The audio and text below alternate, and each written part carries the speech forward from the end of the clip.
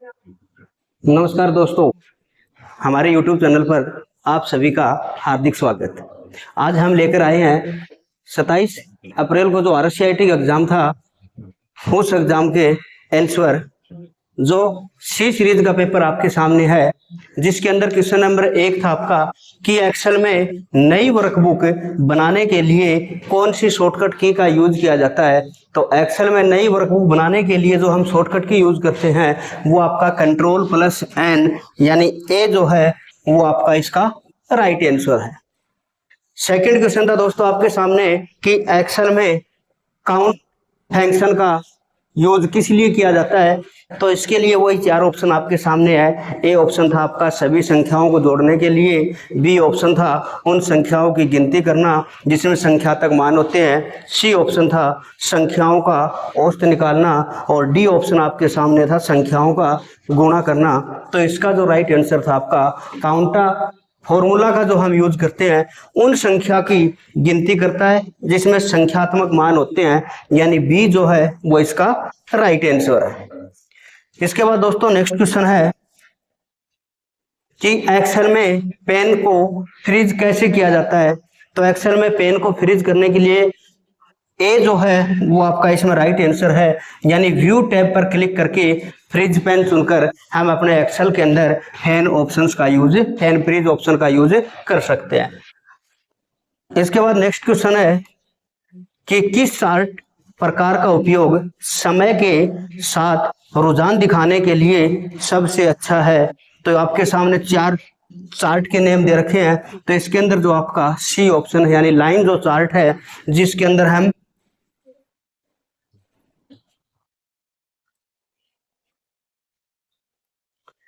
Line chart के अंदर हम क्या कर सकते हैं, समय के साथ साथ रुझान भी उसके अंदर देख सकते हैं। इसके बाद नेक्स्ट क्वेश्चन है दोस्तों कि एक्सेल 2019 में फॉर्मूला शुरू करने के लिए कौन सा प्रतीक प्रयोग किया जाता है। तो एक्सेल में किसी भी फॉर्मूले की स्टार्टिंग करने के लिए हम जिस सिंबल का यूज करते हैं वो आपका सिंबल है इक्वल, यानी इसका जो राइट आंसर है वो आपका होगा ए ऑप्शन। इसके बाद नेक्स्ट क्वेश्चन है कि पावर पॉइंट 2019 में स्लाइड शो को शुरुआत से शुरू करने के लिए किस शॉर्टकट की का यूज किया जाता है। तो पावर पॉइंट के अंदर अगर हम किसी भी स्लाइड को शो करना है तो उसके लिए आपका सी ऑप्शन रहेगा, यानी F5 की के द्वारा हम स्लाइड को शो कर सकते हैं। नेक्स्ट क्वेश्चन है कि पावर पॉइंट 2019 में चित्र, आकृतियों और चार्ट डालने के लिए कौन सी टैब का उपयोग किया जाता है। तो वो जो टैब होती है हमारी इंसर्ट जो टैब है, यानी बी जो इसका राइट आंसर है, जिसके अंदर हम कोई भी इमेज डालना चाह रहे हैं, चित्र है, आकृति है या फिर चार्ट अगर हम ऐड करना चाह रहे हैं तो उसके लिए आपकी बी ऑप्शन रहेगा इंसर्ट टैब। इसके बाद नेक्स्ट क्वेश्चन है कि भारत में साइबर अपराधों और ई कॉमर्स से संबंधित प्रमुख कानून कौन सा है। तो इसके अंदर जो राइट आंसर आपका वो आपका है बी ऑप्शन, यानी भारतीय आईटी अधिनियम 2000 के तहत भारत में साइबर अपराधों और ई कॉमर्स से संबंधित कानून बनाया गया था। इसके बाद नेक्स्ट क्वेश्चन है दोस्तों कि सहयोगात्मक वर्ड प्रोसेसिंग के लिए कौन सा गूगल वर्क स्पेस यूज किया जाता है। तो इसके लिए जो ऐप यूज की गई है वो आपकी है गूगल डॉक्स, यानी बी जो है वो इसका राइट आंसर होगा। इसके बाद नेक्स्ट क्वेश्चन है कि लिब्रा ऑफिस का कौन सा घटक प्रस्तुतियां बनाने के लिए उपयोग किया जाता है। तो लिब्रा ऑफिस की जो प्रस्तुतियां बनाने के लिए जो हम यूज करते हैं वही 4 ऑप्शन, ए राइटर है, बी कैल्क है, सी इम्प्रेस है और डी जो है वो आपका बेस है। तो इसका जो राइट आंसर है आपका वो रहेगा सी ऑप्शन, यानी लिब्रा ऑफिस में अगर हम कोई भी प्रस्तुति बनाना चाह रहे हैं तो उसके लिए इम्प्रेस ऑप्शन का यूज किया जाता है। इसके बाद नेक्स्ट क्वेश्चन है कि इमेज ऑप्टिमाइजेशन का मुख्य लाभ क्या है। इमेज ऑप्टिमाइजेशन का मुख्य जो लाभ है वो आपका है गुणवत्ता को बिना खोए आकार कम करता है, यानी बी जो है वो इसका आपका राइट आंसर होगा। इसके बाद नेक्स्ट क्वेश्चन है कि सिस्टम रिस्टोर पॉइंट का उद्देश्य क्या है। तो सिस्टम रिस्टोर पॉइंट का जो उद्देश्य है वो आपका है सिस्टम को पिछली स्थिति में पुनर्स्थापित करने के लिए हम अपने कंप्यूटर को रिस्टोर करते हैं।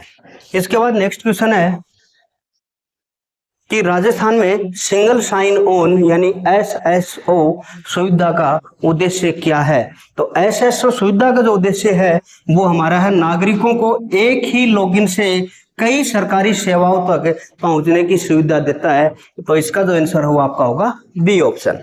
इसके बाद नेक्स्ट क्वेश्चन है कि IRCTC की फुल फॉर्म क्या है। IRCTC की जो फुल फॉर्म होती है वो आपकी होती है Indian railway catering and tourism corporation, यानी ए जो है वो इसका राइट आंसर है। इसके बाद नेक्स्ट क्वेश्चन है कि मतदाता सूची में अपना नाम खोजने के लिए कौन सा पोर्टल उपयोग किया जाता है। तो मतदाता सूची में अगर हम अपना नाम खोजना चाह रहे हैं तो उसके लिए जो पोर्टल यूज किया जाता है वो आपका किया जाता है NVSP, यानी ए जो है वो इसका राइट आंसर है।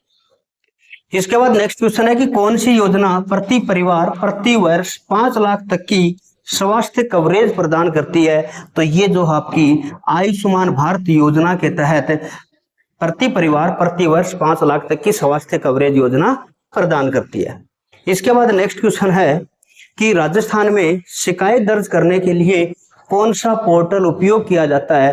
तो राजस्थान के अंदर किसी भी शिकायत को दर्ज करने के लिए जिस पोर्टल का यूज किया जाता है वो पोर्टल है आपका राजस्थान संपर्क पोर्टल, यानी इसका जो राइट आंसर है वो होगा बी ऑप्शन।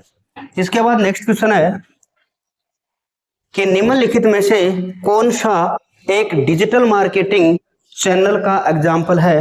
तो डिजिटल मार्केटिंग चैनल के लिए जो यूज किया गया है यानी सोशल मीडिया के द्वारा हम डिजिटल मार्केटिंग कर सकते हैं, यानी सी जो है वो इसका आपका राइट आंसर रहेगा।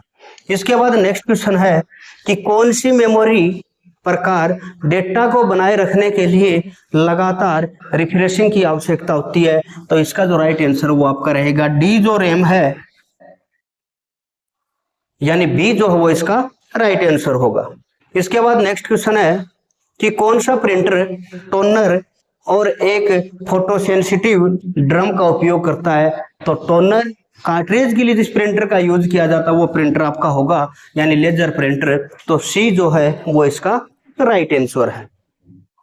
इसके बाद नेक्स्ट क्वेश्चन है कि ऑपरेटिंग सिस्टम की मुख्य भूमिका क्या है। तो ऑपरेटिंग सिस्टम की जो मुख्य भूमिका है वो आपकी है हार्डवेयर और सॉफ्टवेयर संसाधनों का प्रबंधन करना, यानी ए जो है वो इसका राइट आंसर होगा।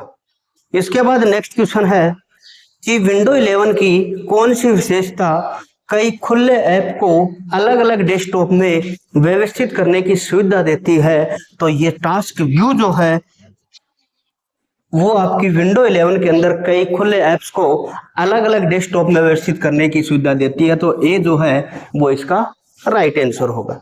इसके बाद नेक्स्ट क्वेश्चन है कि कौन सा इंटरनेट कनेक्शन टेलीफोन लाइनों का उपयोग करता है लेकिन डायल अप की आवश्यकता नहीं होती है। तो DSL जो है, DSL के इंटरनली हम अपने टेलीफोन लाइनों का उपयोग कर सकते हैं लेकिन डायल अप की रिक्वायरमेंट नहीं होगी। तो ए जो है वो इसका राइट आंसर होगा। इसके बाद नेक्स्ट क्वेश्चन है कि DNS सर्वर का उद्देश्य क्या है। तो DNS सर्वर का जो उद्देश्य है वो आपका बी जो ऑप्शन है वो है डोमेन नामों को IP पतों में बदलने के लिए हम DNS सर्वर का उपयोग करते हैं। इसके बाद नेक्स्ट क्वेश्चन है कि कौन सा टूल वेब को क्रॉल करके सर्च इंजन के लिए पृष्ठों की सूची बनाता है।